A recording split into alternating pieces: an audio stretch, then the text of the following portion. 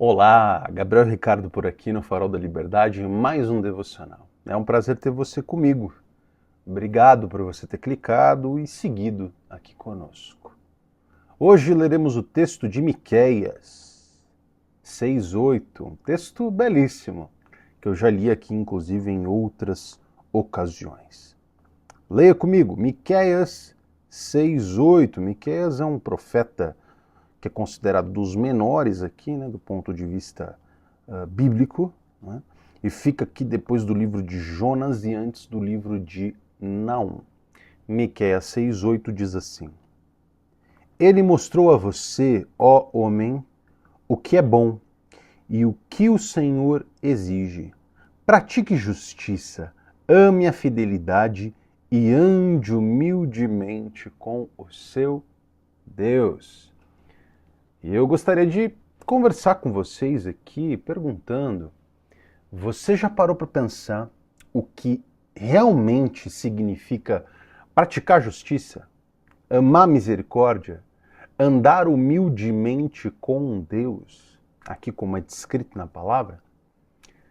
Num mundo que está cheio de desigualdade, de desgraça, de corrupção, de incerteza, de inflação, de toda sorte de desgraça que você enxerga toda vez que você liga a televisão e vê o noticiário, essas palavras aqui de Miqueias 6:8 ecoam no nosso coração uma espécie de chamado, uma espécie de confrontação, um convite à nossa transformação, um lembrete daquilo que Deus realmente espera de nós. Ele não espera que você tenha um carrão, ele não espera que você tenha uma mulher bonita ou um marido saradão, ele não espera que os seus filhos vão para Harvard ou Princeton. Não.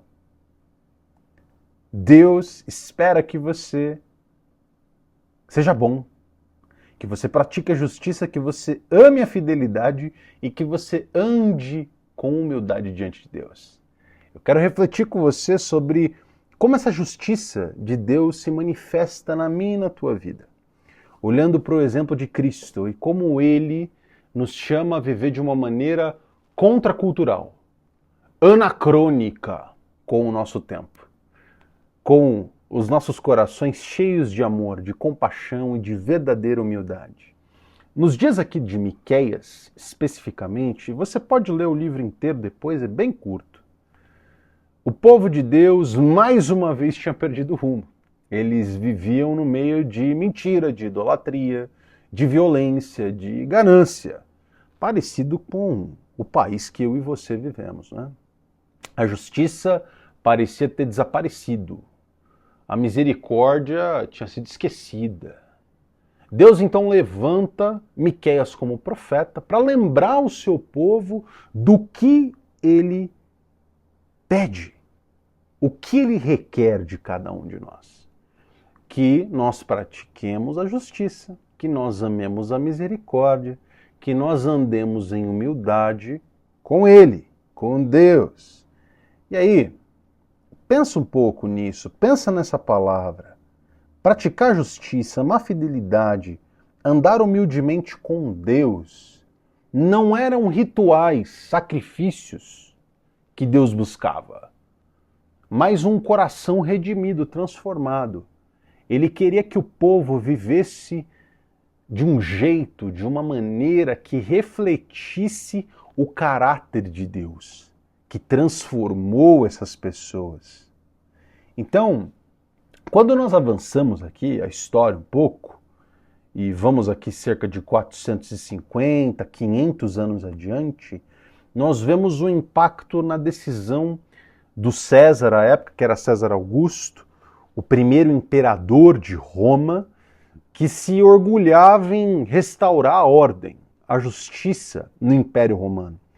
Mas a justiça dele era construída com base no poder, com base na porrada, em conquista militar, em subornos, né, de protetorados, em colocar cargas tributárias altas em lugares que não pertenciam à galera.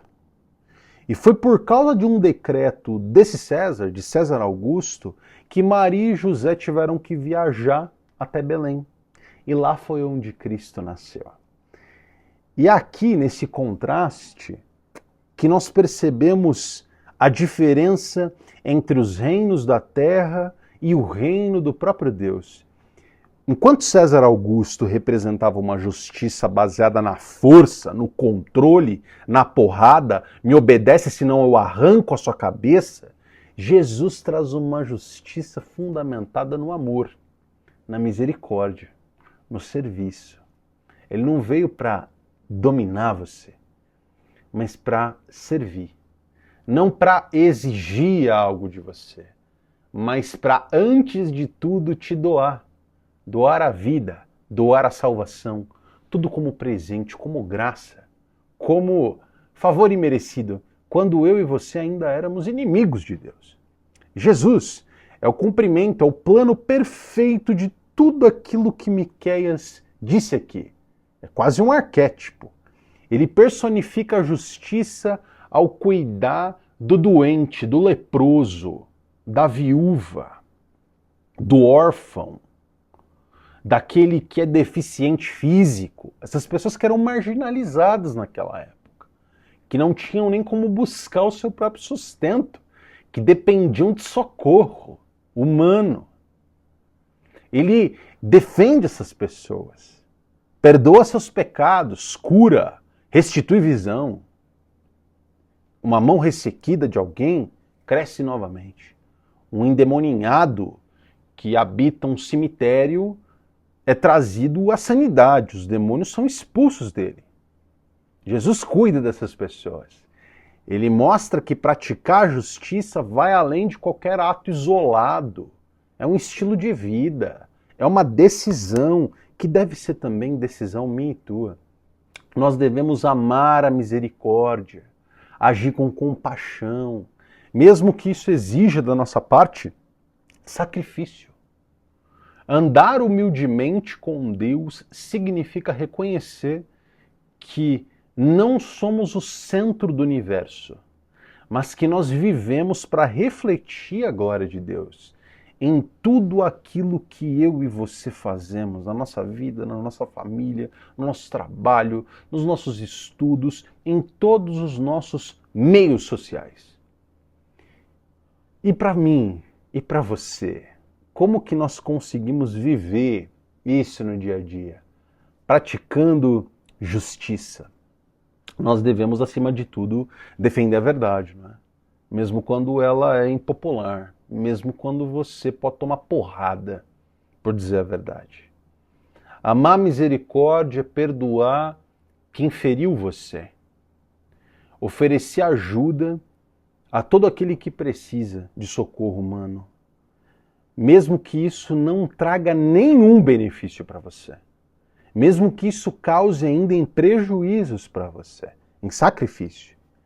E ainda, andar humildemente com Deus é abrir mão do nosso orgulho, das nossas vontades, da nossa mesquinhez, reconhecer dependência de Deus, deixar que Ele guie cada um dos nossos passos na jornada, no nosso caminho, verdade e vida. Essas são as marcas do ideal, não é? De alguém que segue o Rei, que é servo ao mesmo tempo, Jesus Cristo. Hoje, eu e você somos desafiados por essa palavra a refletir o que significa para mim na prática viver de acordo com essa passagem aqui de Miqueias 6:8. Como eu posso seguir o exemplo de Cristo, trazendo justiça, misericórdia e humildade para cada um dos relacionamentos humanos que eu tenho. Minha comunidade, minha família, meu trabalho, o mundo, o microcosmos que eu habito, tudo que está ao meu redor.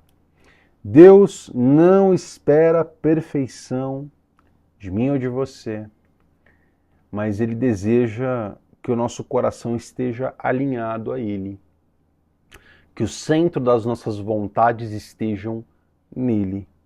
Assim, Através disso, eu e você podemos ser instrumentos de transformação, levando justiça, levando graça de Deus aonde quer que eu ou você estejamos.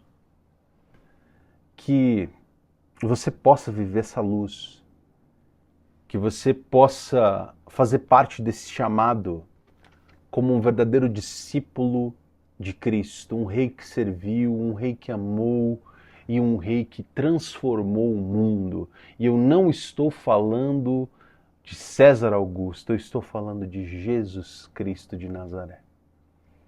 Que você, hoje, possa orar a Deus, pedir para Ele que você possa praticar justiça, que você possa amar misericórdia, que você possa andar humildemente com Deus, assim como é descrito aqui.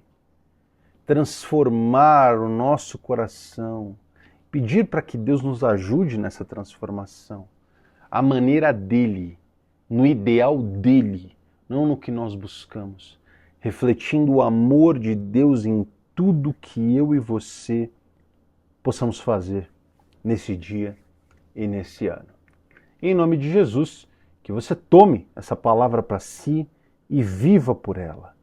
Viva, acredite, creia, tome para si e seja parte dessa transformação do seu ser. Em nome de Jesus, fique com Deus.